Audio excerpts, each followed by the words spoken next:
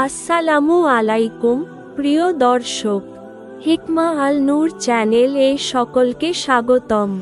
আমরা এখানে কিছু গুরুত্বপূর্ণ ইসলামিক প্রশ্ন এবং উত্তর নিয়ে আলোচনা করব। ইসলাম সম্পর্কে আরও জানতে ভিডিওটি শেষ পর্যন্ত দেখুন এবং ভিডিওটি যদি ভালো লাগে তবে অবশ্যই লাইক ও সাবস্ক্রাইব করে আমাদের পাশে থাকুন। কোন সূরাকে কুরআনের হৃদয় বলা হয়? উত্তর, সূরা ইয়াসিন।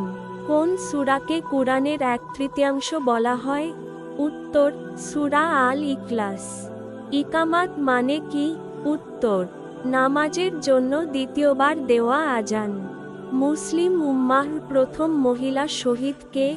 উত্তর, সুমাইয়া রাদিয়াল্লাহু তাআলা আনহু। বদর যুদ্ধ কত হিজরিতে হয়েছিল? উত্তর, 2য় হিজরি। মক্কা বিজয় কত হিজরিতে হয়েছিল? উত্তর, 8ম হিজরি। কোনো প্রশ্ন অথবা মন্তব্য থাকলে অবশ্যই কমেন্টে জানাবেন।